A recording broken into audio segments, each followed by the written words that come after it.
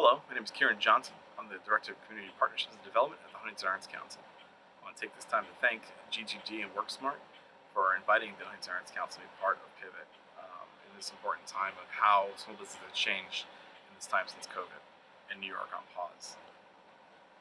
A big part of of what happened to us was really about we were all about in person.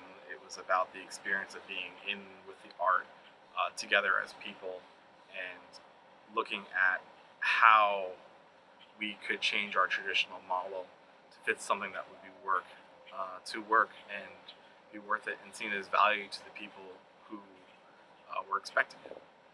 When I was at a hedge fund, we had a team called SWOT, strength, weaknesses, opportunities, and threats, where they would take something and they would literally SWOT it, which was you make a strength out of a weakness, an opportunity out of a threat. So one of our weaknesses was we haven't done a lot with virtually. We took the strength of our staff and really they took it to task and made things and turned things around as much as they could, as fast as they could, and as creatively as they could. So within that ingenuity, especially the strength of our communications team, our public relations team of Maureen and Rachel, a lot of our stuff went to online. Communication was key.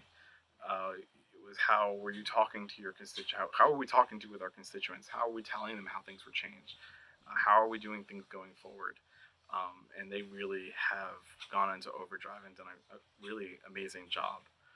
One of the main things we did was going virtual. A prime example has been our Conversation of the Arts series, where we traditionally would have just had a panel inside of the gallery. People would come and pay admission or to see experts inside of the field talk.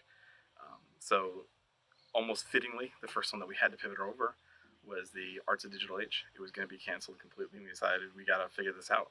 There was too much demand for it. People wanted it. People needed an escape to an extent, entertainment, as we've seen the influx of more people watching Netflix, HBO Go, and subscribing. But they wanted local arts too. And so we said we have to figure this out. So we worked it out. We got Zoom goes into Facebook Live relatively easy. We had some hiccups admittedly, and that was me trying to be a little too fancy. And we actually increased our engagement.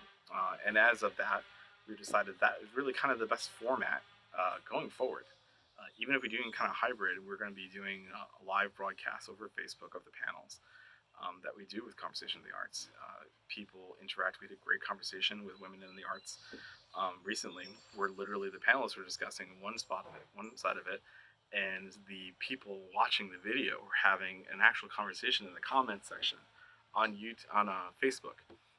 And I think that's something incredible that we're really able to see is being able to provide a community engagement. And you can see people who normally would be having these discussions together within the gallery, participating together and having a community, missing that and being able to not fully replace it with this, but give them something to fill that void a little bit. And that's really what the arts can do, is we can be creative and we can move around things and really kind of force an issue, have meaningful conversations, and provide that some of an escape and some of a smack of reality too.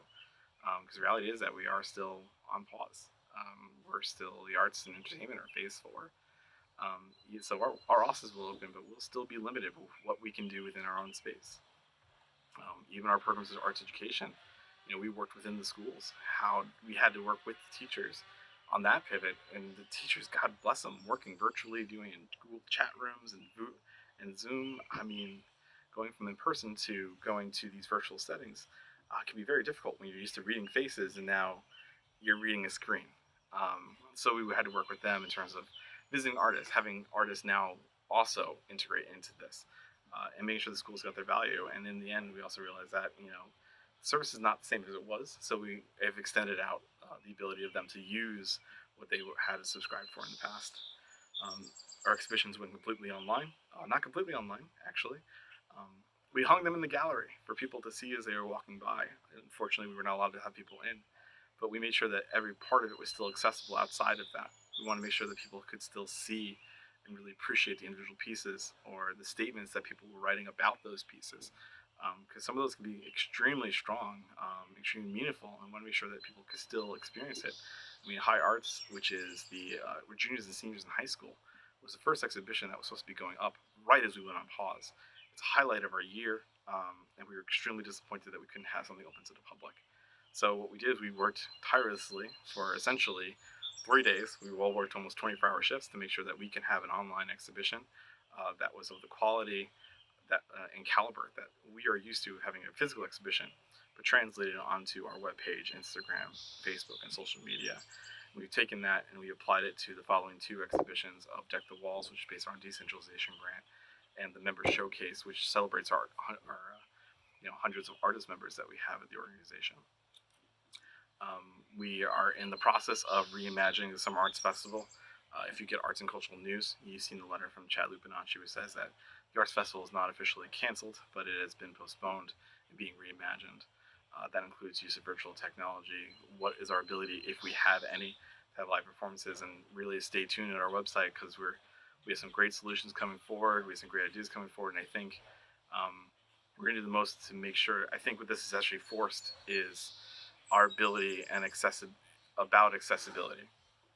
Making sure that it didn't have to be, you don't only have to be in person to be part of the arts. So why were we kind of a little stuck in this mold? And this has forced us out of it. So we've taken that threat of not having physical space, not being in front of somebody, turned into an opportunity to expand our program, to expand our reach. And we've seen an increase in our engagement, and actually increase of individual support. Which is great, because in large part we've lost a lot of corporate support because they were paying for sponsorships. They didn't think that they were doing what they needed to.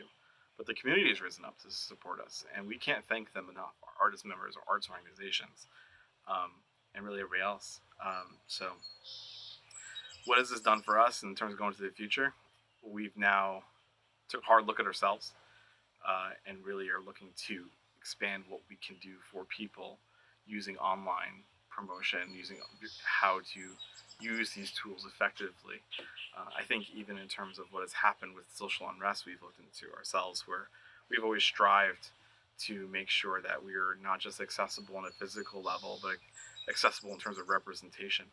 And one of my core values has always been that we are stewards of art, and we are to make sure that everyone has access to this in the public. And to not have representation of yourself within someone presenting to you limits your accessibility to put yourself within those shoes. So this has made us, reinforce the aspect of representation of our jurors, our panelists, and everyone in between. Again, my name is Kieran Johnson with the Huntington Arts Council. I'm the Director of Community Partnerships and Development. And thank you to UTD WorkSmart for holding Pivot. Hope to see you all in person very soon.